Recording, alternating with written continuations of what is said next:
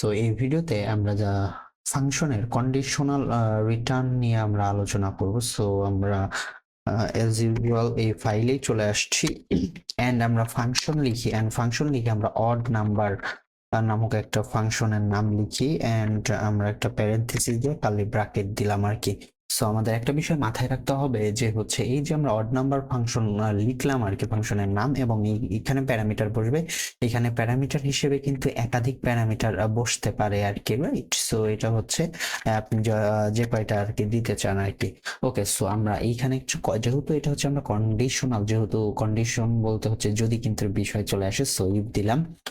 If এই odd নাম্বারটা আমরা এইভাবে দিব যে পার্সেন্টেজ যদি পার্সেন্টেজ হবে না, সেটা রিমাইন্ডার, যদি আমরা এটাকে পার্সেন্টেজ চিনি, রিমাইন্ডার বা মডিউলাস আর কি আমরা বলতে পারি, ইকুয়াল যদি 1 হয় তাইলে হচ্ছে আমরা এই জায়গাতে বলবো হচ্ছে রিটার্ন করে দেবা হচ্ছে FALSE ফলস। আর যদি এইটা ভুল হয় তাহলে হচ্ছে রিটার্ন করে দিবা হচ্ছে ট্রু, মানে আমরা বুলিয়ান টাইপ দিলাম আর কি।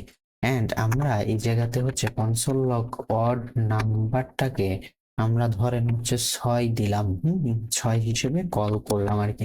তাহলে আবার একটু বোঝার চেষ্টা করি এই 6টা কোথায় যাবে। এই 6টা আচ্ছা এই জায়গাতে হচ্ছে আমরা যেটা করব সেটা হচ্ছে আমরা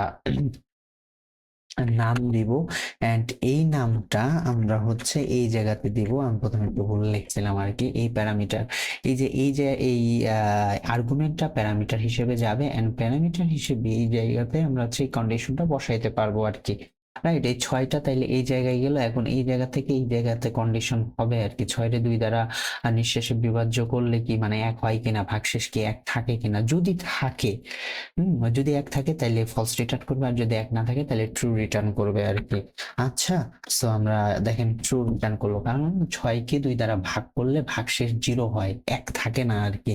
বাট এটা যদি আপনি 7 দেন বা হচ্ছে 7 দেন তাইলে কি হয়, কি দাঁড়াইলো, তাইলে ফলস দাঁড়াইলো, কারণ এই 7 কে 2 দ্বারা ভাগ করলে ভাগশেষ 1 থাকে, এবং এই ভাগশেষ 1 থাকলে এটা রিটার্ন করবে।